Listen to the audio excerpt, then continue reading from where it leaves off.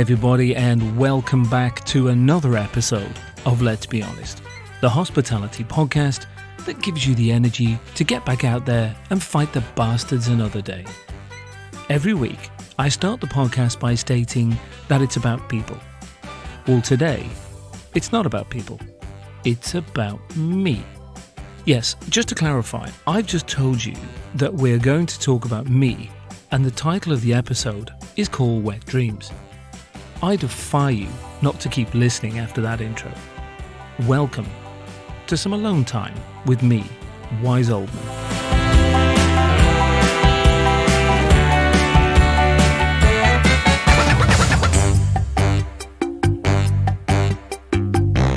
Not for the first time in my life, I think I may have to disappoint, as this episode does not focus on what I think about when I go to bed at night. But hang on, maybe I do a little bit. Let me share with you some of my daytime dreamy fantasies and some of my delicious late night encounters. Is anybody sweating yet regarding where this episode is going? Thank God it's not YouTube, right? I would like to start by saying that a lot of you, if not all of you, have similar wet dreams to what I had. The wet dreams I refer to is a journey. My journey. However, it could be yours, past, present, or future. So, my journey. No, not the one through the night with my internet provider, some wine, a tube of Pringles, some Mr. Muscle, and a box of 3-ply extra absorbent tissues. Dude, that's fucking gross. Well, yes it is. However, before you call me a big pervo, just bear with me, it will all make sense later. That's what stories do. The journey I talk about is how I got to this place, today, in the hope that all the people who dream of owning their own business will be in some way inspired, and it might just give you that motivation for that big final push to have a go, to perhaps take a chance and sign on that dreaded dotted line. That's something a friend of mine said to me a few years ago. Once you sign, you'll be fine. I don't think he meant it to rhyme. What I think he meant was, when you're about to start your business, especially your first business, you will go through a range of emotions, main one being self-doubt, and you will go to bed at night quite literally shitting yourself. However, when you awake in the morning and you realise that the sheets are as they were the night before and don't resemble a scene from the movie Trainspotting, that's when you sign on the dotted line.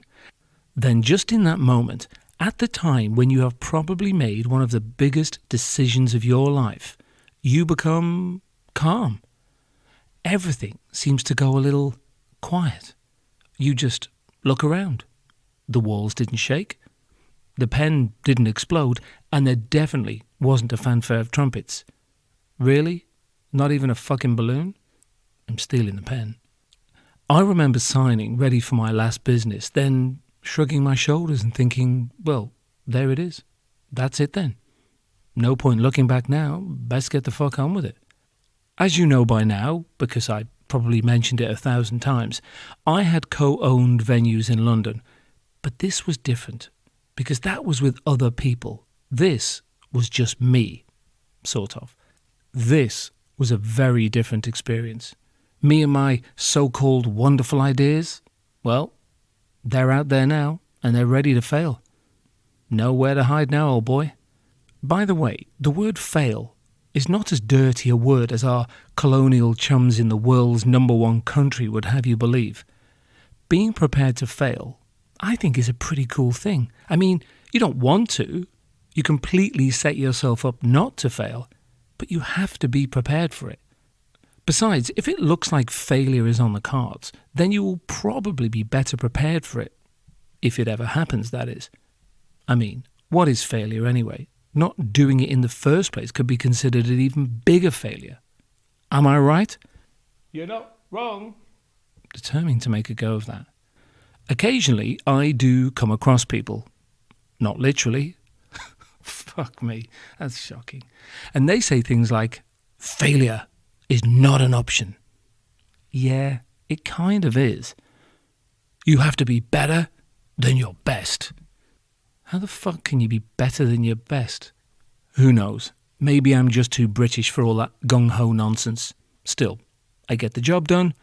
I just don't touch myself up while I'm doing it.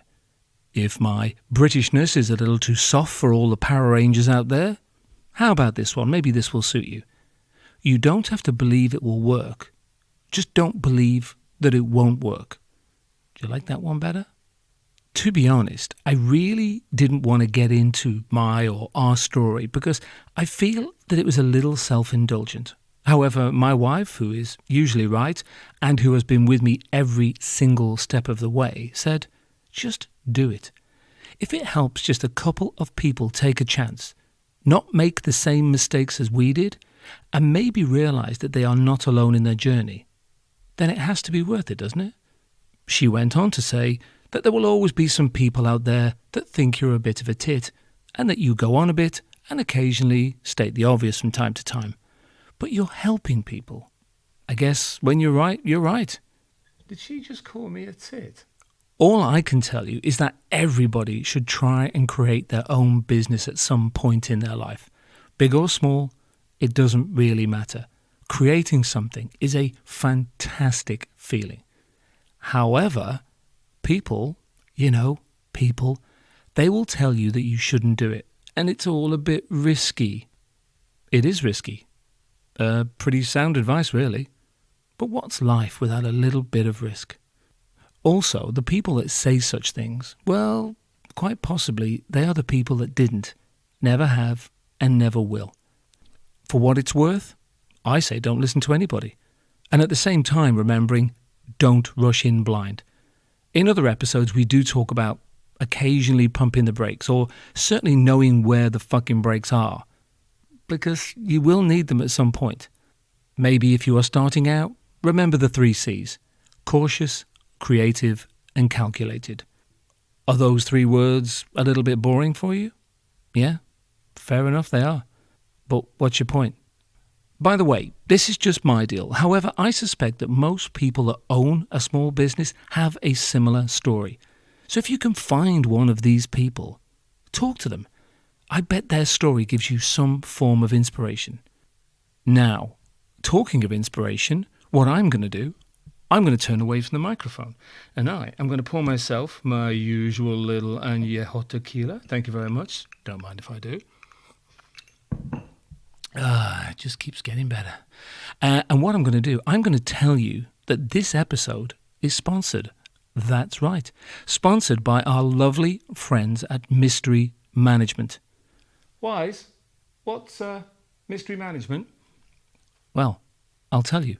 For the last 16 years, this company has dedicated itself in assisting venues to raise the bar with their customer satisfaction strategies, as well as sending skilled mystery shoppers into over 2,000 venues, from bars and clubs to airports and liquor stores, all with the express purpose of offering quality feedback to make your business more efficient and more profitable. Here at Let's Be Honest, we kind of dig this company. The reason? Because we're all singing from the same sheet. We want to make the service industry a better place. So if you need to know what's going on in your business, why don't you take a look at mysterymanagement.com.au. Let's be honest, you don't stay in business for 16 years if you don't know your onions. Now, even though that's the end of the short sponsorship segment, I just want to add that the company I just talked about was started by one individual, one woman, all by herself. So if you are looking for that dash of inspiration to kickstart your day, look no further. There it is, right there. So here is my story. I was born in a Welsh mining town in 1965. No, you don't want to hear that. We're not going anywhere near that far back. I'm going to cut out the majority of my CV because I don't give a shit. So I'm pretty sure that you won't give a shit. We're going back a mere 10 years, to the Sydney years, I call them, maybe around 2012. Why don't we just back up to pre-signing of my last business? I was the manager of a venue in the city, and I was just going through the motions. I was in that place as a manager. And I know you have also been in that place, whether you are a manager or not. Maybe you're there now. Who knows? Just churning, doing your thing, putting out fires all day. What's the word I'm searching for? Soulless. Yeah, that'll do for now. Then, certainly for me, coming home after another long day in hospitality, moaning to my future wife until she said, "Why don't you just shut the fuck up and do something about it?" I'm paraphrasing, of course. She doesn't swear. She's a nice person. Just as a slight side note, if your partner has not said that to you, as in, shut the fuck up, do something about it, trust me, they're thinking about it. So when we, as hospitality people, moan about customers, other staff, and the industry as a whole to a civilian, we are fucking boring. The only people that really get us is us, as in other hospitality people. Yes, we may have the occasional fun and unbelievable story, but on the whole, we're as dull as shit. We just don't think we are. Who knows? Maybe sometimes we, again, as hospitality people, are just overcompensating. I'm not saying you. I'm just saying, looking back, that's what I believe I was. Jeez, somebody's a bit touchy. Do you remember the test in the episode How to Save a Life? Did you end up doing that test? I really hope you do. If you haven't, I'd love you to go back and do it. I'd be really, really interested in the results. I think I'd like to pause for a second, because I think I've come to the realization that I swear more than I should. Yeah, it's true. So I think, this is a good idea, I think it's only fair that I get a swear jar and I pop $1 in each time I say something colourful. Why don't we start now? Hang on, here you go.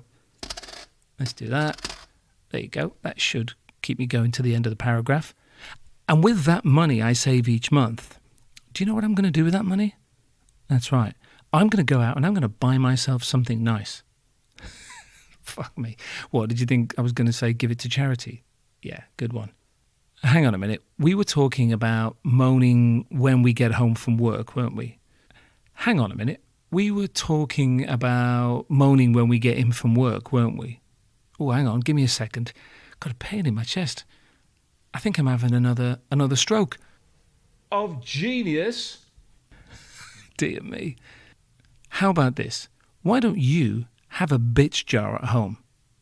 Starting tomorrow, fuck it, hang on, $1. Starting today, every time you bitch about work to your flatmate or your partner, you pop in $1, £1, or perhaps 15,000 Vietnamese dong, and by the end of the month, that's probably a nice little holiday in Bali. You can't lose. If you don't bitch, the person at home will like you more, and if you do go off in one occasionally, then it's time to break out those Speedos. Now that's wise words. So the question for me then, and you, either now or in the future, is what do you want to do? It's a pretty cool question, I think. What do you want to do? What is it that you want? What do you really, really want? Is it to possibly zig a zig-ah? Oh, God. Jesus Christ. You see, this is my problem. If I think it, I mean, I make notes, but if I think it, sometimes it just comes out. I think I've got verbal diarrhea. So, what do you want?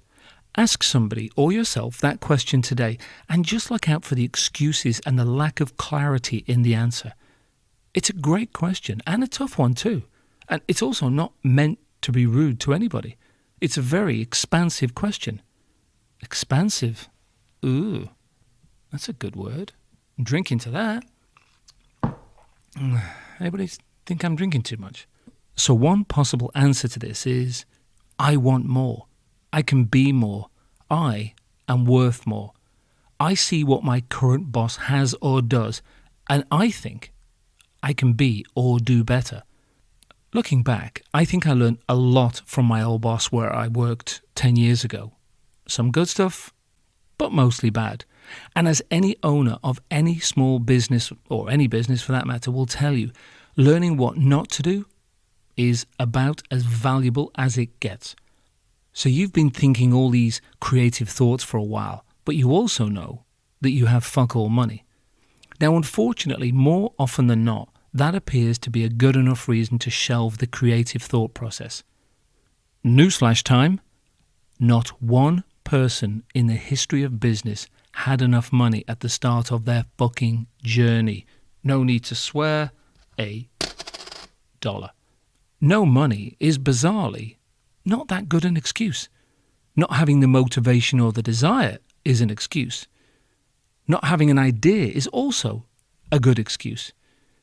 If you have the desire, motivation, and the idea, who needs money, right? What to do. At this point in proceedings, I guess there are many people that talk about it and some people that do it.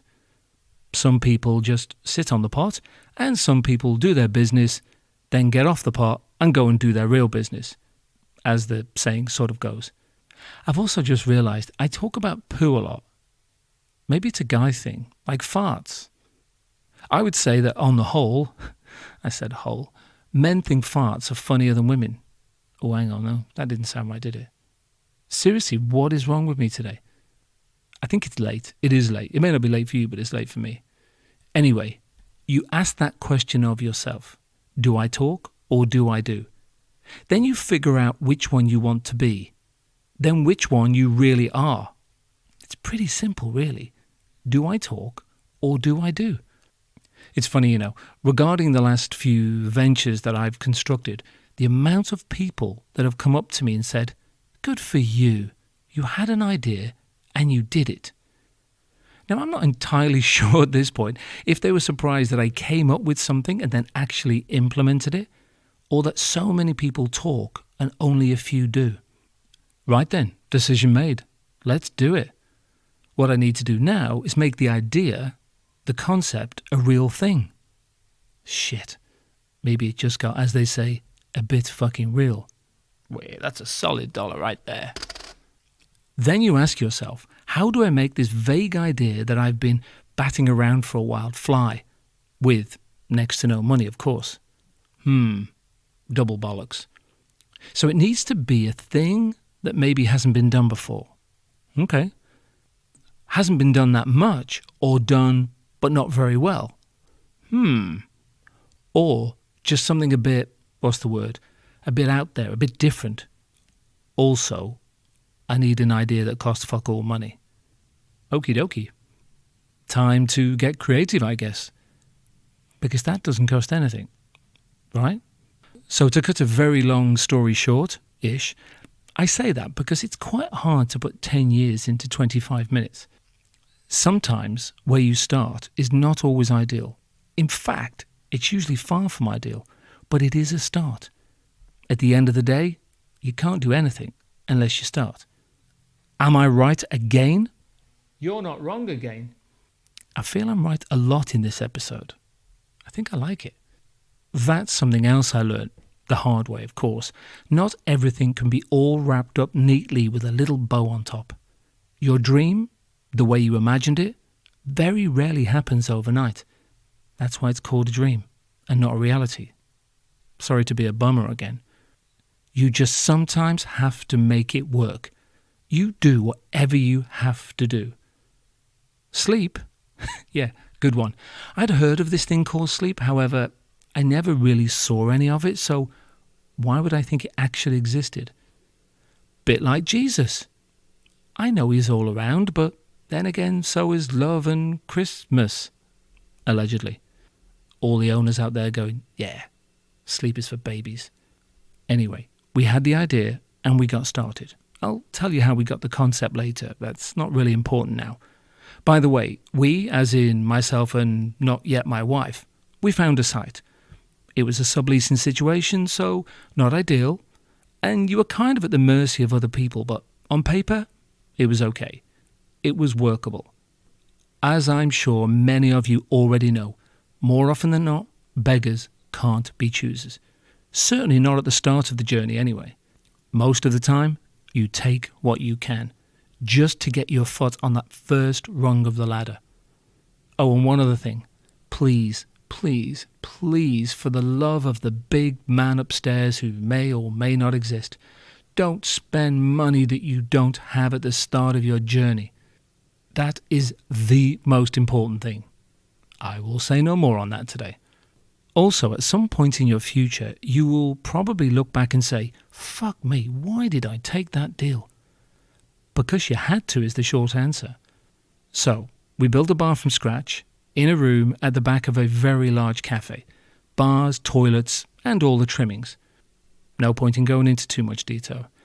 All I will tell you is that there were a lot of obstacles from day one.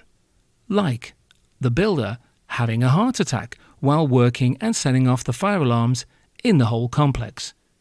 On the first morning as well. This is going well, I thought. That manager's job from 6 months ago, it's not looking that bad at the moment. Now the builders, they were bags of fun. Turns out they were not quite as skilled as they professed to be. All the venue owners out there again going, fucking builders. Okay, I have a theory on this. This is probably why Marvel and DC haven't made any superhero films about builders.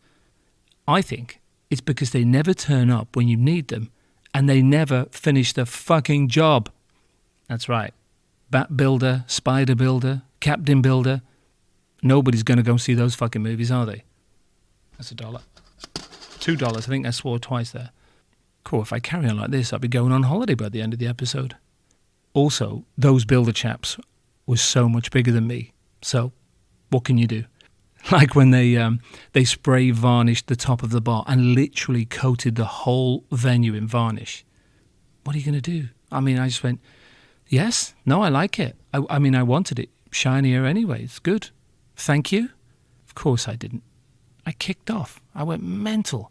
To be honest, the whole process nearly gave me a heart attack.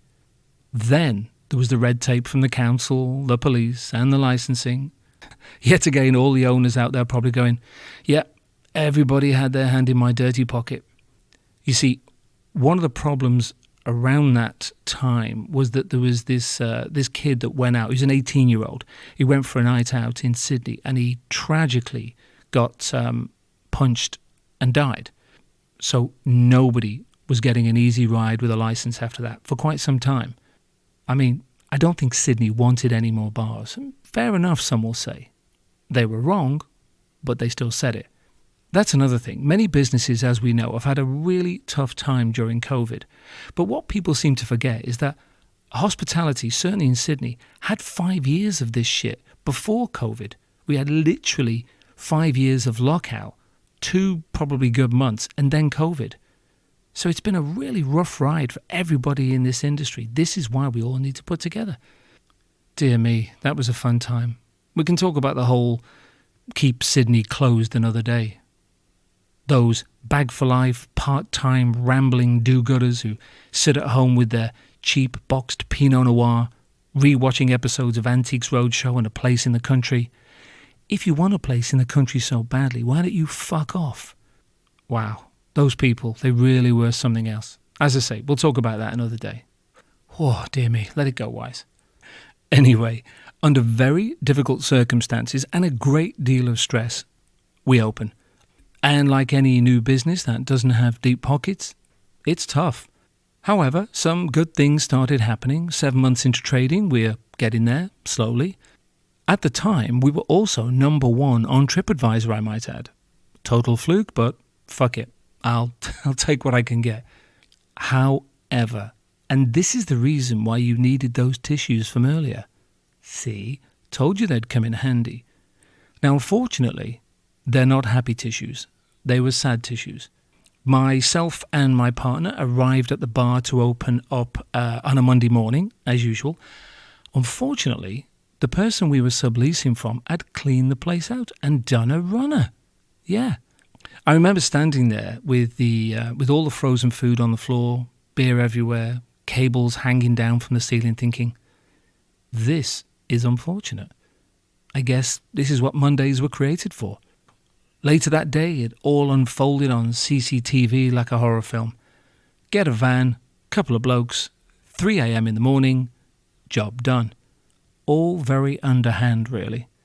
Fair play to them, though. They were smart enough not to take any of our stuff. Wankers. Still, after putting in a call to the big landlord to offer up our sub-story, It was a case of, well, this person hasn't been paying their rent, so basically you have 24 hours to pack up your shit and get the fuck out. We were right royally stitched up good and proper by all concerned. Gosh and bugger tits, I thought. That's just rude. Another newsflash. It's good to trust yourself. It's even better to trust no other fucker. By the way, that's not bitterness. That ship sailed a long time ago. It's just a reality that happened and continues to happen, and I would rather it not happen to you. I mean, this is kind of why I'm sharing this story. Yes, it's a tale of positivity sprinkled with a can-do attitude, but it's also laced with a big pile of shit. See? Back to poo again. I do find it important to see both sides of a story. You need to go into business with both eyes wide open. It's great fun, but it's also a fucking minefield. So even though we'd just been done for a cool 100 grand, oh, ouch, my nuts hurt just reliving that. We popped our shoulders back, stood up straight, and we regrouped. Now, when I say we regrouped, I mean we moved out of our lovely apartment in the city and into my not-yet-wife's grandparents' house, which was far from the city, living very cosily in one room, I might add. So that was fun. The beautiful thing about Asian in-laws, if their English is limited, they don't actually talk to you. To be fair, they did sound angry a lot. At first I thought it was me. Turns out they were talking about noodles. Who knew? Right then, a most humbling experience was had by all. So to all of you out there, make sure that you get everything signed and sealed, because when it comes to money, people can be massive cunts.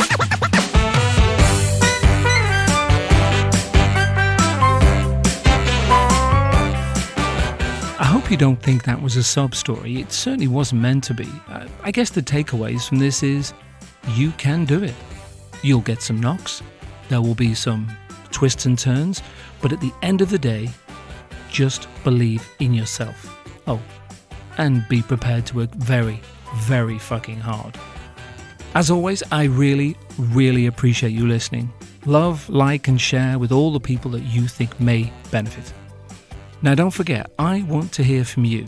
Do you have a beef about something related to the industry? It could be something wonderful about the industry, or a topic that you think I should cover. You can email me, as always, chat, that's CHAT, at wiseoldman.club. Wise with a Z. Love and peace, everybody. Till next time.